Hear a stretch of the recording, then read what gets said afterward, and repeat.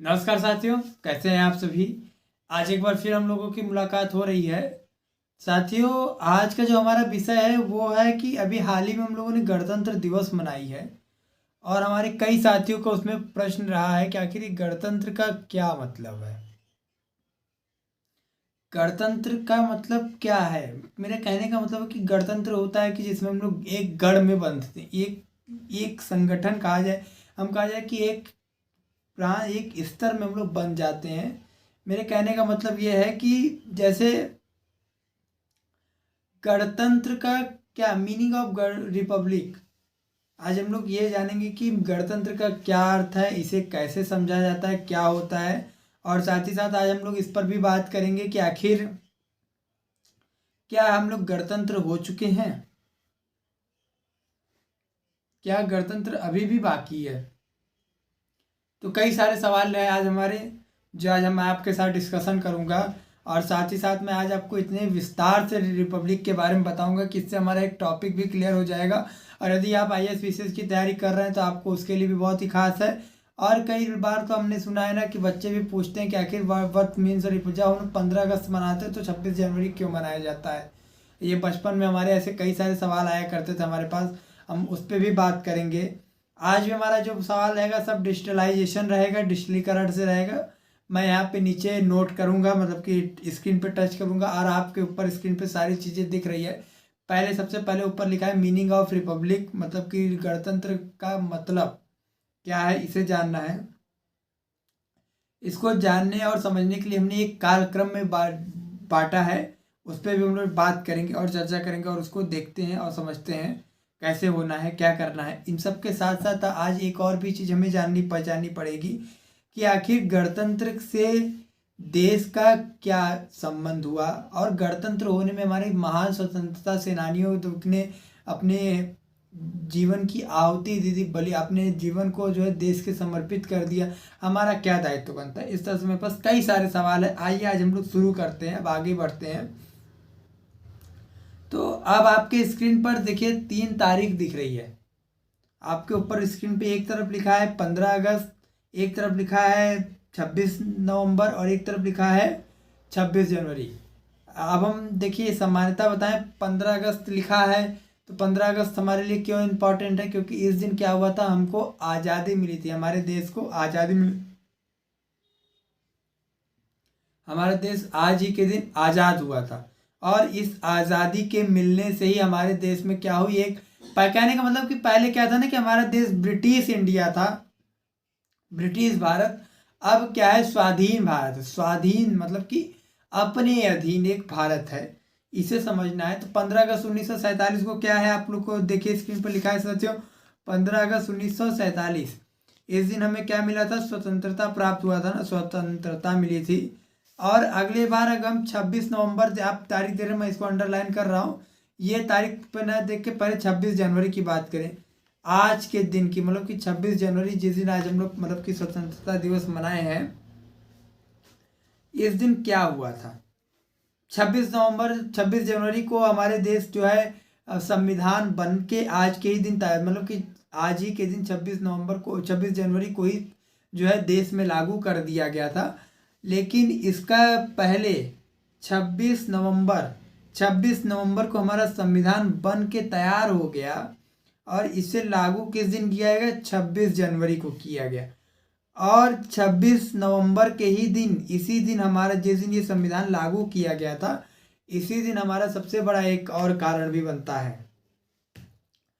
कि पूरे तो नियम इस दिन नहीं लागू किए, कुछ इसके प्रावधान लागू कर दिए गए थे। जैसे उदाहरण के लिए अगर मैं आपको बताऊं, निर्वाचन निर्वाचन के आर्टिकल्स और नागरिकता, ये जो है। और लेकिन इसको पूर्णतः पूर्ण संविधान को लागू करने की जो तारीख थी वो 26 जनवरी। अब एक सवाल यही है कि आखिर 26 नवंबर को सब बन के तैयार हुआ तो 26 जनवरी नहीं को ही क्यों रखी गई, 27 नवंबर क्यों नहीं रखा गया, 28 नवंबर क्यों नहीं रखा गया। 26 नवंबर एक तरह से और भी बहुत खास दिन है। 26 नवंबर, 26 से 11, इस दिन जब मुंबई में हमला हुआ था, आतंकी हमले हुए थे, उसको भी एक तरह से देखते हैं। जब बात हम 26 नवंबर की करते हैं तो वो भी हमको एक तारीख याद आ जाती है, उसको भी हमको देखना है और समझना है और आगे बढ़ना है। तो बात अब जब 26 जनवरी की कर रहे हैं तो यही हमको जानना है कि आखिर ये तिथि क्यों खास रखी गई। अब इन सब को मोटा मोटा काल विभाजन समझने के लिए हमें क्या है कि जो 26 नवंबर है, 26 जनवरी है, 15 अगस्त, इन तीनों के बीच के अंतर को समझना होगा कि आखिर इन तीनों के बीच क्या अंतर है और हमारा आगे ऐसे क्या बनता है। अब आपके स्क्रीन पर एक ब्लैंक पेज है, मतलब कि दिख रहा है, मैं यहाँ नोट कर रहा हूँ, आप पे लिखा है, लेकिन ऊपर लिखा भी है। एक तरफ लिखा है उपनिवेश कॉलोनी, एक तरफ लिखा है संरक्षित राज प्रोटेक्ट, और एक तरफ फिर उसके बाद लिखा है डोमिनियन, और फिर उसके बाद क्या लिखा है साथियों, संप्रभु, मतलब सॉवरेन स्टेट। अब इन चारों को समझ लीजिए, आपको आधा कॉन्सेप्ट ऐसे ही क्लियर हो जाएगा। कहने का मतलब कि उपनिवेश क्या है, और फिर हमारा संरक्षित राज्य किसे कहा जाता है, फिर हम बात करेंगे डोमिनियंस का क्या मतलब है, और फिर उसके बाद हम लोग बात करेंगे संरक्षित कि संप्रभु क्या कहता है। बहुत ही छोटे छोटे टॉपिक्स हैं, मैं ये बहुत जल्द समझाने की कोशिश करूँगा। हम लोग उपनिवेश क्लास 6, 7, 8, 9, 10 से पढ़ते आ रहे हैं और 11, 12 में भी पढ़े हैं कि उपनिवेश कहता है कि किसी देश का, मतलब कि उपनिवेश का मतलब होता है एक तरह से कहें कब्जा। आसान भाषा में बताएं तो उपनिवेश का मतलब होता है कब्जा। जैसे मान लीजिए कि एक क्या है कि भारत पर ब्रिटिश का उपनिवेश था, कई ऐसे देश थे, ब्रिटेन था, फ्रांस थे, पुर्तगाल था, डच थे, हॉलैंड थे। ये लोगों ने क्या किया था कि दूसरे दूसरे देशों पे कब्जा कर लिया था।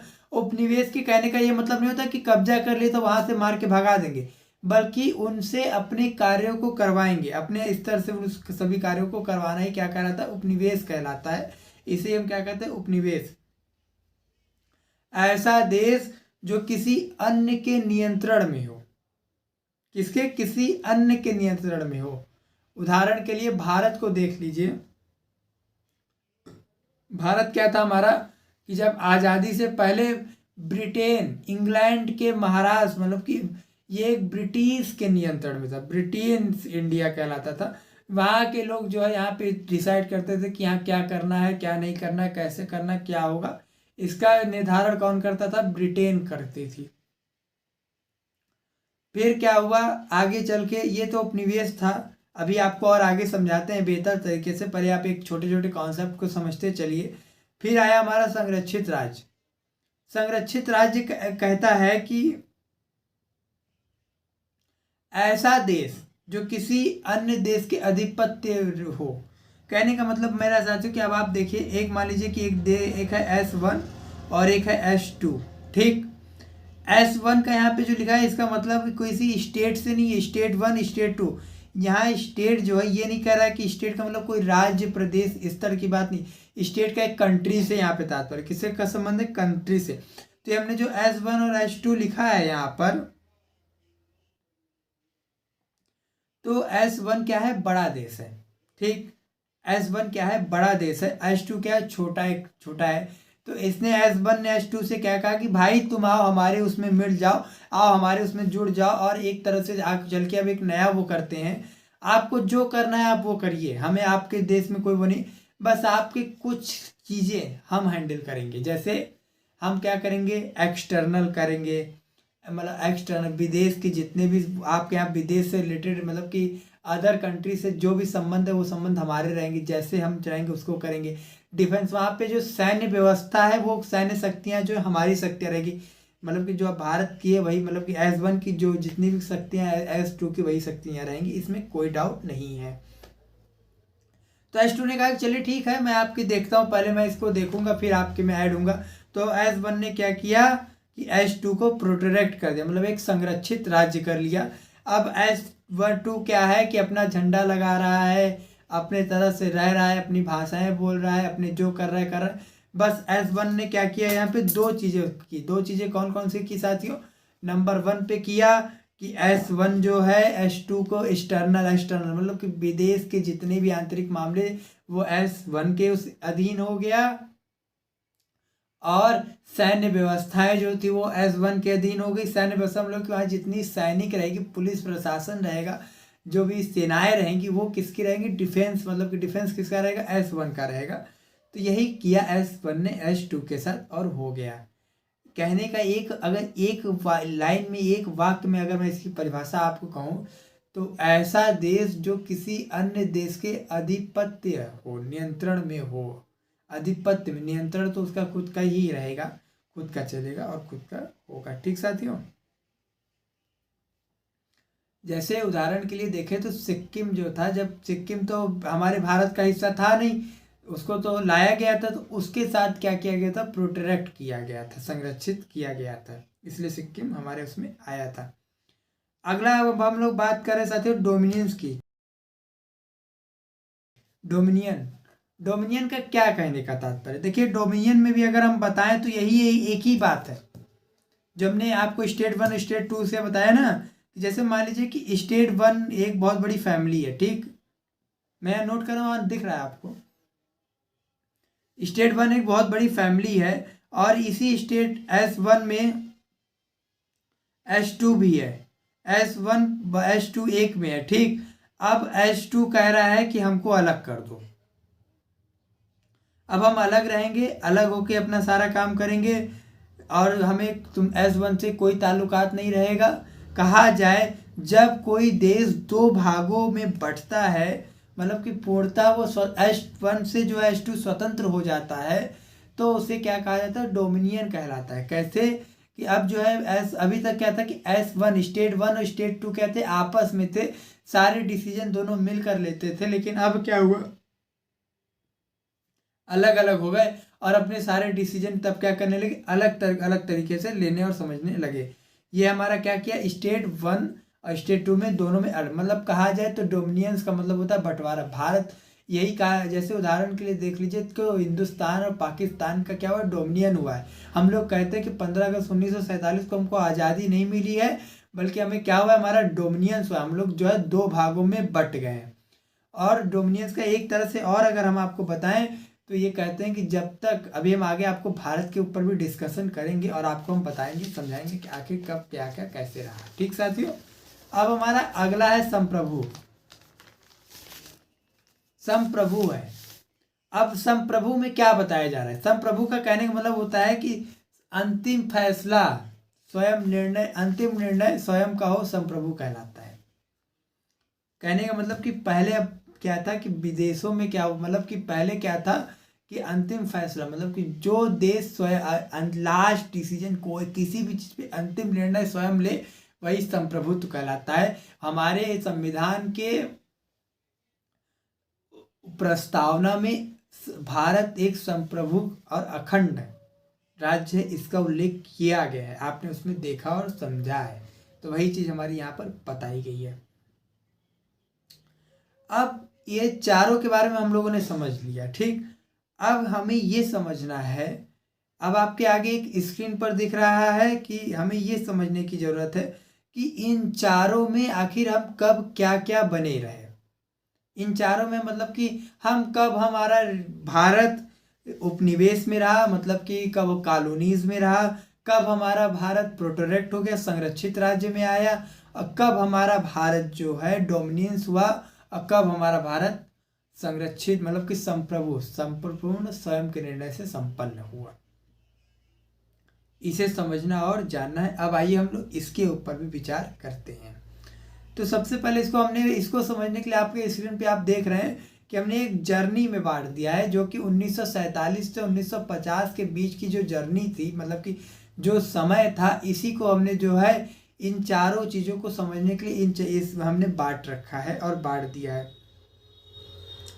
1947 से 1950 के बीच की जैसे यात्रा, सबसे पहले आपके ऊपर पॉइंट में एक लिखा है 15 अगस्त 1947 से पहले। 15 अगस्त 1947 से पहले भारत जो है उपनिवेश में था।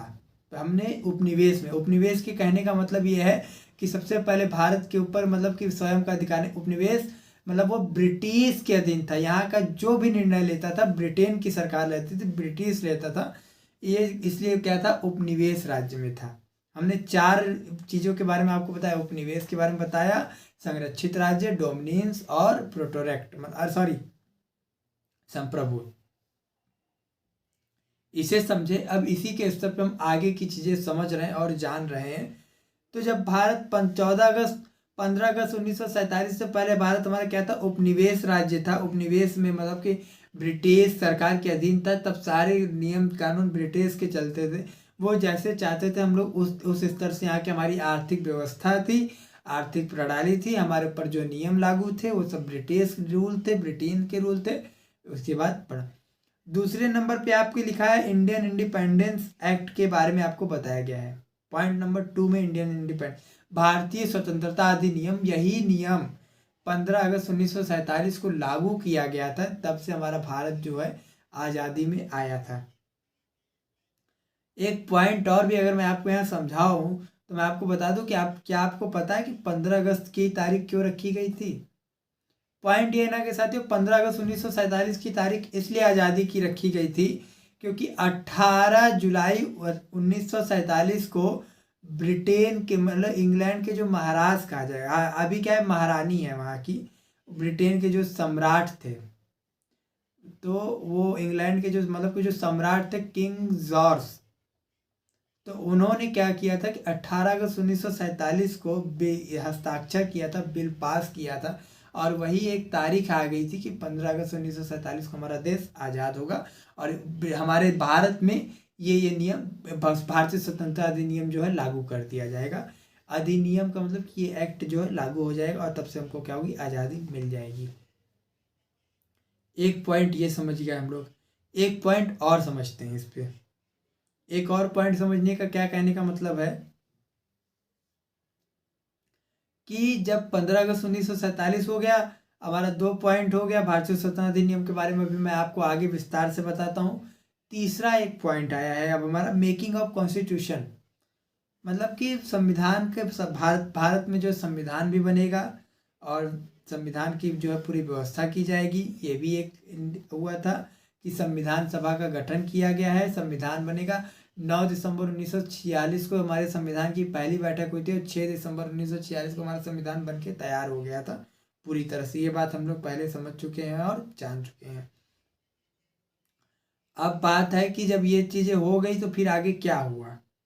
अब आगे हमारा ये हुआ कि जब 15 अगस्त 1947 मतलब कि ये जब इंडियन इंडिपेंडेंस एक्ट हो गया, मेकिंग ऑफ कॉन्स्टिट्यूशन हो गया, ये 3 पॉइंट लिखा है। और चौथा भी पॉइंट ये लिखा है कि 26 नवंबर 1949, साथियों वहाँ 1947 आपको दिख रहा है लेकिन वहाँ 1949 है। इस पर ध्यान दीजिएगा, वो गलत हो गया है, टाइपिंग मिस्टेक हो गई पीपीटी बनाने में। लेकिन वहाँ पे क्या है 1949। एक और लास्ट में लिखा है 26 जनवरी 1950। 26 नवंबर 1949 ये देख क्या है, ये यही दिन वह दिन है जब संविधान सभा हम लोग जिस दिन संविधान दिवस मनाते, इसी दिन हमारा संविधान बन के तैयार हुआ था। और हमारे देश में जो है एक उस दिन जो है कुछ फ्यू प्रीवियंस मतलब कि कुछ प्रावधान, कुछ आर्टिकल्स लागू कर दिए गए थे एक्ट। और कुछ जो है 26 जनवरी को क्यों लागू किया इस पर मैं भी आपको आगे बताता हूँ। पहले हम लोग इसको समझते हैं। अब बात करते हैं, अब आपके स्क्रीन पर एक पॉइंट दिख रहा है, अब आपके स्क्रीन पर दिख रहा है भारतीय स्वतंत्रता अधिनियम 1947। इसमें क्या है ना कि हमने आपको बताया कि ये जो है इसे किंग जॉर्ज ने 18 जुलाई 1947 को पारित किया था। यह एक्ट लागू करने की जो तिथि रखी गई थी वो क्या रखी गई थी, 15 अगस्त 1947 को, ये जो तारीख थी कि यह हुआ कि यह एक्ट इस दिन जो है लागू हुई, मतलब कि इस दिन भारत जो है आज़ाद हो जाएगा। ये तारीख इस दिन की रखी गई थी और इसी दिन हमारा भारत क्या हुआ था, आज़ाद हो गया था। अब है एंड ऑफ ब्रिटिश रूल। अब इसमें हमने कुछ पॉइंटों में इसको बांट रखा है कि आखिर इसका इस एक्ट के इस नियम के अंदर, इस स्वतंत्रता अधिनियम के अंदर क्या लिखा था। तो पहला पॉइंट लिखा है कि एंड ऑफ ब्रिटिश रूल, मतलब कि ब्रिटेन के जितने भी नियम कानून हमारे देश में चलते वो सब क्या है, समाप्त हो जाएंगे, नहीं चलेगा। अब एक नया नियम चलेगा। उसके नीचे लिखा है वायसराय। वायसराय देखिए ये क्या होता है ना कि एक प्रतिनिधि होते हैं। वायसराय एक प्रतिनिधि किसके, सम्राट के, मतलब ब्रिटेन के जो सम्राट थे उनके प्रतिनिधि थे कौन थे? किंग जॉर्ज के। और किंग जॉर्ज यहाँ पे अपने प्रतिनिधि को किसको रखे थे? उस समय लॉर्ड माउंटबेटन आए थे हमारे प्रधानमंत्री बन के, और वो हमारे क्या थे? किंग जॉर्ज थे। का है रे? पानी गिर गया है, अभी तुम जाओ, 10 मिनट बाद आना।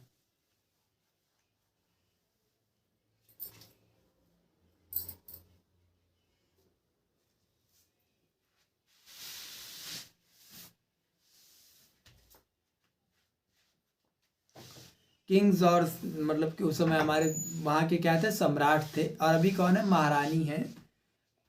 तो उन्होंने क्या किया था कि ये तारीख जो है उन्होंने ही निकाली थी, किंग जॉर्ज ने ही बताई थी कि 15 अगस्त को होगा। तो उनके जो वायसराय एक प्रतिनिधि होते, प्रतिनिधि किसे कहा जाता है? तो प्रतिनिधि जो है आपके, जो आपकी तरफ से मतलब कि जो खड़े होते हैं, जैसे उदाहरण के लिए जैसे समाजवादी पार्टी के प्रतिनिधि के रूप में किसको खड़ा किया है?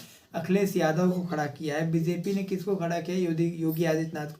प्रतिनिधित्व मतलब कि उनका जो पूरी निगरानी करे, कहा जाए तो अभी हमारे देश में चुनाव का माहौल है, उत्तर प्रदेश में हमारे यहाँ चुनाव होने वाला है। तो सब कई पार्टियों ने अपने अपने प्रतिनिधित्व को खड़ा किया है, जिसमें से हमें किसी एक अपने प्रतिनिधि को चुनना है और चयन करना, और आपको वोट देने जरूर जाना है। तो ये थे वायसराय, और उसी में एक लोग और आए थे जनरल वायसराय। जनरल वायसराय कौन है? जनरल वायसराय जो हमारे थे, वायसराय और जनरल वायसराय एक ही, मतलब कि ये दोनों क्या थे? ब्रिटेन के वही प्रतिनिधि, सम्राट के प्रतिनिधित्व ही थे, जो वहाँ के प्रति, यहाँ का भारत का प्रतिनिधित्व करते थे, एक प्रतिनिधि ही थे। और इस समय आपको बता दें कि 1947 में जब हमारा मतलब जब हमारा देश आज़ाद हुआ था, तो उस समय वायसराय, जनरल वायसराय एक ही थे, वो थे लॉर्ड माउंटबेटन थे, जो कि हमारे देश की प्रतिनिधित्व करते थे।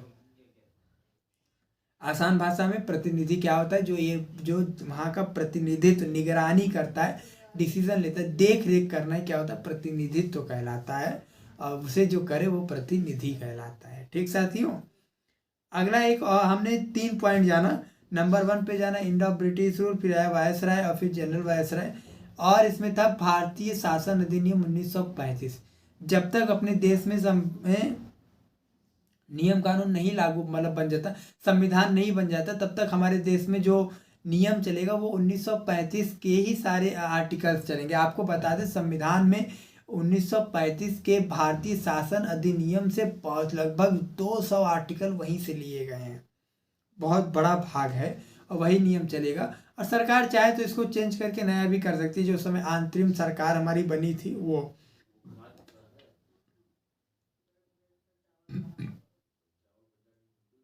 तो ये हमारा क्या था? प्रोसेस था। अब था उसके चौथे नंबर पे लिखा था डोमिनियंस। डोमिनियंस के कहने का क्या मतलब है? हमने आपको पांचवा बता दिया, गवर्नमेंट ऑफ इंडियन एक्ट, भारतीय शासन अधिनियम जो लिखा है। चौथा था, और चौथे नंबर पे जो आपका लिखा है वो है डोमिनियंस। डोमिनियन के कहने का मतलब ये है ना साथियों कि देखिए, अभी हमने आपको डोमिनियंस के बारे में बताया, बंटवारा, बट जाना। तो भारत का 2 भाग हुआ, एक हुआ मुस्लिम समुदाय में जहाँ पाकिस्तान, और एक हुआ हिंदुस्तान। ये जो हुआ, जो यही जो जिस दिन हम आज़ाद हुए उस दिन दरअसल हम 2 भाग में डोमिनियंस हुए थे। अभी हम आपको बता रहे हैं आगे। यही हमारा क्या था? शासन के मतलब कि 15 अगस्त 1947 को जो भारतीय स्वतंत्रता अधिनियम लागू हुआ, ये जो आपके स्क्रीन पर दिख रहा है, यही हमारा क्या हुआ था? आया था। इसके अंदर यही 5 चीज़ें लिखी है। पहला क्या लिखा है? End of British rule. दूसरा क्या लिखा है? वायसराय। तीसरा क्या लिखा है? General viceroy. चौथा क्या लिखा है? डोमिनियंस लिखा है, दो दो डोमिनियंस लिखा है। और पांचवा क्या है? गवर्नमेंट ऑफ इंडियन एक्ट 1935, मतलब भारतीय शासन अधिनियम 1935। ये 5 चीज़ें इसमें जो है महत्वपूर्ण थी, जिसको मैंने आपको बताया है, और ये आपके स्क्रीन पर लिखा दिख रहा है। अब अगला भी एक पॉइंट आता है साथियों कि आखिर अब समझते हैं एक और आगे कि 26 जनवरी 1950, 26 नवंबर 1946 को हमने जो चौथा पॉइंट लिखा है, जब हम लोग की भी जो यात्रा चली, हम लोग देख रहे हैं 1947-1950 के, तो 26 जनवरी 1950 की जो तारीख है, यही तारीख क्यों रखी गई और कोई दूसरी तारीख क्यों नहीं रखी गई? तो मैं आपको बता दूं कि देखिए क्या हुआ था कि हमारे जो कांग्रेस का उस समय अधिवेशन हुआ करता था, तो कांग्रेस के अधिवेशन अक्सर क्या हुआ करते थे दिसंबर, मतलब कि सब वर्ष के अंतिम में हुआ करता था। जैसे आपको बता दें चंपारण वाला जो चंपारण सत्याग्रह हुआ था, तो उससे पहले जब हमारे गांधी जी हैं वो कांग्रेस अधिवेशन में ही दिसंबर में ही गए थे। लखनऊ अधिवेशन हुआ था, तब लखनऊ में कांग्रेस अधिवेशन हुआ था, तो वहां पर थे जहां से उन राजकुमार जी ने उनको वहां से लेकर गए थे और बुलाए थे। तो आपको बता दी, ये पॉइंट बहुत इंपॉर्टेंट है कि कांग्रेस अधिवेशन कब हुआ करते थे, तो वर्ष के अंतिम माह में दिसंबर में हुआ करते थे। तो 1929 में अंतिम में ही यही कांग्रेस अधिवेशन हो रहा था लाहौर में। तो वहाँ पे क्या था उस समय पंडित जवाहरलाल नेहरू और सुभाष चंद्र बोस, इन दोनों के बीच में बहुत बनती थी, बहुत अच्छे रह मतलब कि एक तरह से बहुत बनती थी, एक बहुत ही सूझबूझ से एक दूसरे को लोग समझते थे और जानते थे। तो ये लोग क्या किया करते थे ना कि जब इन लोगों के बीच में आपस में बना करता था, तो इन्होंने क्या किया था कि कहा, ये लोगों ने एक पंडित जवाहरलाल नेहरू ने एक सभा मतलब कि एक सभा संबोधित की थी, जिसमें उन्होंने ये कहा था कि आखिर हम वहाँ पे कई लोग कह रहे थे कि देश का डोमिनेंस हो जाए, दो भाग में बढ़ जाए, हमको अपनी आज़ादी मिल जाए। लोगों ने कहा नहीं ना ना ना, डोमिनेंस क्यों, हमें पूर्ण अधिकार चाहिए, हमें पूरा, हमको पूर्ण आज़ादी चाहिए, हमको अपना पूर्ण स्वराज चाहिए, जिसे उन्होंने उस सभा का नाम, उस जो सभा संबोधित किया उसे हम पूर्ण स्वराज कहते हैं, क्योंकि वहाँ पे उन्होंने कहा था कि हमको पूर्ण स्वराज चाहिए। और वो तारीख थी 31 दिसंबर 1929, और उस दिन उन्होंने फैसला किया और बताया कि 26 जनवरी 1930 की 30 को हम लोग पूर्ण स्वराज मतलब कि पूर्ण रूप से आज़ाद हो जाएंगे, अपना पूरा हम लोग जो है एक अपना स्वराज पाएंगे, जिसे हम पूर्ण स्वराज कहेंगे। हम अपनी आज़ादी जो है 26 जनवरी बनाएंगे, 26 दिन में हम जो है आज़ाद हो। तो वो तारीख कायम रहे उस तारीख की याद में, ताकि वो तारीख की मिसाल बनी रहे, इसलिए जो है 26 जनवरी 1950 की तारीख रखी। और इस दिन क्या हुआ, हमारा देश आज़ाद हो गया, पूरी तरह से एक अलग हिसाब से बन गया।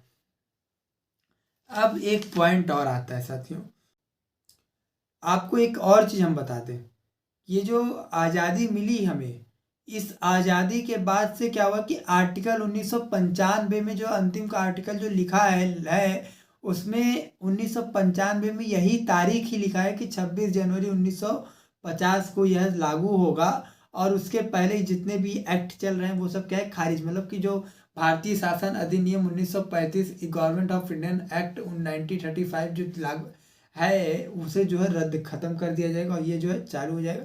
ये किस में लिखा है, अनुच्छेद 1995 में इसी का वर्णन किया गया है, यही कारण है। तो अब ये आपको समझना है कि अब आप बताइए, देखिए अब हम जो चार चीज़ आपको बताए ना, उपनिवेश, और क्या बताए संरक्षित राज्य, और क्या बताए दो डोमिनियंस बताए, और क्या बताए, और फिर हम लोगों ने जाना संप्रभु। तो उपनिवेश, भारत 1947 15 अगस्त 1947 से पहले भारत क्या था, उपनिवेश में था। और फिर उसके बाद भारत क्या संरक्षित राज्य में आ गया। संरक्षित राज्य में कब से कब तक रहा, 15 अगस्त 1947 से 25 जनवरी 1950 तक एक संरक्षित राज्य के नहीं सॉरी फिर क्या हुआ कि भारत जो है 15 अगस्त 1947 को आज़ाद हुआ, फिर संरक्षित राज्य में भी आया, और साथ ही साथ क्या हुआ, दो भागों में बटा, डोमिनियंस भी हो गया भारत। अब भारत डोमिनियंस कब तक रहा, 1900, जब तक मतलब कि भारत कब तक डोमिनियंस रहा, 25 जनवरी 1950 से पहले भारत का बटा हुआ दो भाग में बढ़ गया था, जिसमें ब्रिटेन के तो नहीं थे, लेकिन भारतीय शासन अधिनियम वहाँ पे भी चला था। पाकिस्तान का जो संविधान बना वो 1956 में बन के उनके संविधान को बनने में काफ़ी समय लगा, हम लोगों का जल्द से जल्द बन के तैयार हुआ। 2 वर्ष 11 में 18 दिन में हमारा संविधान जो है बन के तैयार हो गया था पूरी तरह से, ये समझे। और अब हम लोगों ने ये भी जाना कि फिर भारत संप्रभुत्व कब हुआ, 26 जनवरी 1950 को भारत जो है गणराज्य बना, और एक संप्रभुत्व अपने प्राप्त किया, और अपने स्तर से फिर आगे कार्य करता रहा। तो हम लोगों ने चारों चीज़ों को जाना कि कब भारत क्या क्या रहा, उसकी जर्नी कैसी रही। अब है कि हेड ऑफ स्टेट, मतलब कि ऐसे समय में निगरानी कौन करता था देश का, आज़ादी के बाद हमारे देश में क्या सरकारें थी, कौन सी सरकारें कैसे कार्य करती थी, ये भी हमको जानना बहुत ज़रूरी है। तो आइए अब हम लोग इसको भी समझते हैं और जानते हैं। तो साथियों मैं आपको एक और चीज़ पॉइंट नोट करा दूं कि मैं इसको समझाने के लिए एक स्तर से बताने की कोशिश कर रहा हूँ। तो मैं आपको बता दूं कि देखिए, ये जो हेड ऑफ स्टेट है, अंतरिम सरकार का गठन हुआ था 1946 में, जो आई थी, मतलब कि कैबिनेट मिशन करके कैबिनेट योजना जो आई, कैबिनेट मिशन आई थी, उनके तहत उसके बाद फिर जो लॉर्ड माउंटबेटन आए थे 1946 में अंतरिम सरकार का गठन किया गया था। अंतरिम सरकार में जो अध्यक्ष पद पे कार्यरत थे वो मतलब कि प्रधानमंत्री के तौर में हमारे पंडित जवाहरलाल नेहरू को बनाया गया था। पंडित जवाहरलाल नेहरू हमारे भारत के अंतिम मतलब कि वो प्रधानमंत्री एक तरह से अध्यक्ष पद पे भी रहे। तो वो जो अंतिम सरकारी हमारी क्या थी, हेड ऑफ स्टेट थी। 15 अगस्त 1947 से 15 अगस्त 1947 से पहले 15 अगस्त 1947 के पहले हमारे देश में जो हेड ऑफ स्टेट थे वो थे लॉर्ड माउंटबेटन, वायसराय और जनरल वायसराय। कौन थे? लॉर्ड माउंटबेटन थे। और फिर 15 अगस्त 1947 से आगे बाद भी हमारे जो मतलब कि फिर वायसराय खत्म हो गए, खाली एक लोग थे जनरल वायसराय। और जनरल वायसराय जो थे हमारे वो हेड ऑफ स्टेट में वो कौन थे? लॉर्ड माउंटबेटन को ही रखा गया था। लेकिन 21 जून 1948 को ये बदल गए, क्योंकि भाई इनको जाना रहा, इनको यहाँ रुके नहीं। और फिर ये रुके नहीं, 21 जून 1948 से 25 जनवरी 1950 तक भारत के जो जनरल वायसराय जिनका प्रतिनिधित्व तो यहाँ के लोगों ने किया था, लेकिन वो थे किससे? वहाँ मतलब कि ब्रिटेन के सम्राट के उससे आए थे। और वो थे CR मतलब कि चक्रवर्ती राजगोपालाचारी जो थे वो भारत के जनरल वायसराय बने और उन्होंने हेड ऑफ स्टेट के को संभाला और देखा। और कहा जाता है भारत के पहले भारतीय जनरल वायसराय चक्रवर्ती राजगोपालाचार्य हैं। इन्हें ये प्रश्न कई बार पेपर में पूछा है, चाहे वो 11-12 हो, चाहे SSC का हो, चाहे IAS PCS के एग्जाम हो, कई उसमें पूछा है कि भारत के प्रथम भारतीय जनरल गवर्नर कौन थे। तो वो कौन थे? चक्रवर्ती राजगोपालाचार्य थे। और फिर जब 26 जनवरी 1947 को 1950 को जब हमारा संविधान हमारे देश में लागू हो गया, तो फिर हमारा क्या हुआ? हमारे देश की स्थिति, हमारे देश में संविधान लागू हुआ और फिर उसके बाद हमारा देश जो है आज़ाद हुआ। और फिर जब हमारे हेड ऑफ स्टेट के रूप में जो जो संविधान सभा के जो अध्यक्ष थे, स्थायी अध्यक्ष डॉक्टर राजेंद्र प्रसाद जो को हमारा जो है स्थायी अध्यक्ष के रूप में बनाया गया और अंदर किया गया, रखे गए, वही हमारे क्या हुए? स्थायी अध्यक्ष आए। और तब से 1952 तक उन्हें जो है प्रधानमंत्री प्रेसिडेंट के रूप में रखा गया, डॉक्टर राजेंद्र प्रसाद को। तो यही हमारी अंतरिम जो संसद थी, हमारी अंतरिम सरकार के तहत हमारे हेड ऑफ स्टेट 1952 में हमारे प्रथम चुनाव हुए थे, इलेक्शंस हुआ गया था। फिर हमारे देश ने जो है निर्वाचित सदस्यों की संख्या हुई, जिसमें भारत के प्रथम प्रधानमंत्री पंडित जवाहरलाल नेहरू बने। इस तरह से हमारा कार्य आगे बढ़ा। ये हमने इतना समझा। अब लास्ट में हम आते हैं, अब आपके उस पर दिख रहा है राजतंत्र से गणतंत्र तक, मतलब कि from monarchy to republic. Monarchy का मतलब होता है राजतंत्र और रिपब्लिक का मतलब होता है गणतंत्र। राजतंत्र और गणतंत्र क्या है इसको तो देखिए, हमारा राजतंत्र जो होता है, अब ये समझना है कि राजतंत्र और गणतंत्र की यात्रा कैसी रही।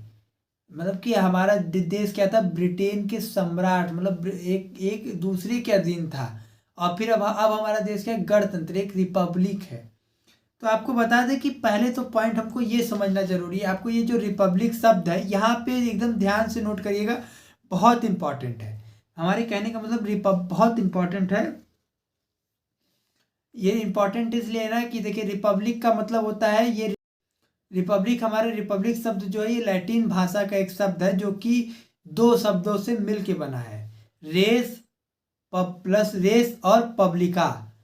रेस और पब्लिका, मतलब कि ये दो शब्दों से मिलके बना रिपब्लिक होता है, जिसका शाब्दिक अर्थ देखें तो रिलेटेड विथ पब्लिक। रेस पब्लिका का अर्थ होता है रिलेटेड विथ पब्लिक, मतलब कि जनता का, पब्लिक का होता है। अब एक और पॉइंट है, अब जैसे रिपब्लिक और क्या होता है, एक होता है पीवीटी, मतलब एक होता है प्राइवेट प्रॉपर्टी और एक होता है पब्लिक प्रॉपर्टी। जो प्रॉपर्टी मतलब कि किसी निजी हो, जैसे कहा जाए कि 1947 से पहले हमारे देश का क्या था कि हमारे देश की जो प्रॉपर्टी थी, जो हमारा देश था वो किसका था, निजी नहीं था, वो निजी था, किसके था, राजतंत्र के, मतलब कि सम्राट के अधीन था। और जो प्रॉपर्टी किसी की निजी मतलब खुद का हो उसे क्या कहते हैं, प्राइवेट प्रॉपर्टी कह सकते हैं। और यदि जो प्रॉपर्टी पब्लिक मतलब कि हमारा भी है, आपका भी है, सबका है, तो वो क्या है, वो कैसी प्रॉपर्टी होती है, वही हमारी प्रॉपर्टी कहलाती है देश की, मतलब वो हमारी वो जो प्रॉपर्टी होती है वही हमारी पब्लिक प्रॉपर्टी होती है, रिपब्लिक होती है। पब्लिक प्रॉपर्टी हम उसी को कहते हैं। राजतंत्र में सारी प्रॉपर्टी प्राइवेट प्रॉपर्टी होती है, राजा की होती है, मोनार्की होती है। और कहा जाए गणतंत्र में सारी प्रॉपर्टी जनता की होती है। यही है राजतंत्र और गणतंत्र में अंतर। अब इसलिए कहा जा सकता है कि राजतंत्र जब खत्म होता है तो लोकतंत्र शुरू होता है। हमारे देश में 1947 से पहले जब मतलब कि जब 1947 में राजतंत्र खत्म हुआ था तो फिर हमारा क्या होता है, लोकतंत्र गणतंत्र शुरू हुआ था, डेमोक्रेसी आई थी। अब ये लास्ट में भी एक तरह से हम आपको समझाने की कोशिश करें तो अब मैं यहाँ पे स्क्रीन पर नीचे वो कर रहा हूँ और आप ऊपर ध्यान दीजिएगा कि कैसे मतलब कि गणतंत्र और राजतंत्र में क्या अंतर है, राजतंत्र क्या था, गणतंत्र क्या था, इसको समझते हैं। आप देख रहे हैं स्क्रीन पर लास्ट में दो गोला दिख रहा है, समझ लीजिए कि एक गोला ये है और एक गोला ये है, ठीक। अब ये गोला क्या है, एक गोले को जिसको हम इधर कर रहे हैं अंडरलाइन कर रहे हैं, ये जो है ये राजतंत्र है। कौन सा तंत्र है, ये राजतंत्र है ना, राजतंत्र है। और इधर हमने इसमें से सटाकर एक गोला और कर दिया, ये हमारा क्या है, रिपब्लिक है, मतलब कि गणतंत्र है, गणतंत्र है, ठीक। लेकिन आप बीच में देख रहे हैं जो जहाँ पे कटा कटा है स्क्रीन पे कटिंग कटिंग आपको दिख रहा है, ये क्या है, ये डेमोक्रेसी, यही क्या है, लोकतंत्र है। राजतंत्र वाला जो इसमें क्या है, राजा का है। लोकतंत्र क्या है, इसमें क्या है, पब्लिक, गणतंत्र मतलब कि इसमें सबका है। और डेमोक्रेसी क्या है, एक लोकतंत्रात्मक है। हमारा देश क्या है, डेमोक्रेसी है और रिपब्लिक में आता है। डेमोक्रेसी में क्या आपका बात है, जैसे हमारी जो डिसीजंस होती है वो क्या होता है, सरकार, एक लोकतंत्रात्मक सरकार लेती है, न कि लोकतंत्रात्मक के कहने मतलब क्या होता है कि एक पंथ निरपेक्ष बिना धर्म के, कि ऐसा नहीं कि अगर उसने फैसला किया कि हिंदुओं के लिए खाली मिठाइयाँ बनेंगी तो हिंदू ही खाएंगे, मुसलमान नहीं खाएंगे, मिठाई बटेगी तो हिंदू में भी बटेगी और मुस्लिम में भी बटेगी, सारे धर्मों में बटेगी, उसके लिए सब धर्म एक समान है। तो डेमोक्रेसी और गणतंत्र मतलब जनता का तंत्र, यहाँ पे पब्लिक को सब अवसर मिले, पब्लिक ही सब करे, पब्लिक ही हमारी सरकार भी चलाएगी, पब्लिक हमारा सब करे, तो पब्लिक में हमें भी अवसर मिलता है, आपको भी। आप चाहें तो IAS ऑफिसर भी बन सकते हैं, आप चाहें तो ठेला भी में भी सामान भी बेच सकते हैं। हमें दोनों लोग को एक समान अंतर है। तो ये था। अब जैसे बताएं नो प्रॉब्लम, मतलब ऐसा कोई वर्ग हमारे देश में क्या है कि ऐसा कोई वर्ग विशेष नहीं जिसको विशेष अधिकार प्राप्त हो, पूरा अधिकार है। हमारे किसी को पूर्ण अधिकार नहीं प्राप्त, प्रधानमंत्री को भी नहीं है। प्रधानमंत्री को पूर्ण अधिकार प्राप्त है तो हमारे राष्ट्रपति को क्या है, हमारे जो तीनों सेनाओं के अध्यक्ष कौन है, राष्ट्रपति है, ना कि प्रधानमंत्री अध्यक्ष नहीं रहते हैं। प्रधानमंत्री एक प्रधान सेवक, देश का एक प्रधान सेवक होता है। और राष्ट्रपति क्या होता है, राष्ट्रपति हमारे देश का, संसद का, सबका है, एक प्रधान सेवक नहीं, प्रधान है, एक राष्ट्रपति, मतलब कि राष्ट्र का पिता, एक तरह से क्या बहुत बड़ा पद होता है। तो ये हमारा क्या था, अंतर था। हम लोगों ने बहुत सी चीज़ें समझ ली। अब आपको समझ में आ गया होगा गणतंत्र और लोकतंत्र में क्या अंतर है, मेरी सारी चीज़ों को। यदि नहीं समझ में आया, वीडियो एक बार फिर से देखिए पॉज करके, अच्छा लगेगा, समझ में आएगा। बहुत खास था ये वीडियो, आपको दिखाना बनाना, इसलिए मैंने आपके लिए बनाया था। अब हम लोग अगले वीडियो में कुछ नई चीज़ें लेके आएंगे, बात करेंगे। तब मिलते हैं अगले वीडियो में। जय हिंद, जय भारत।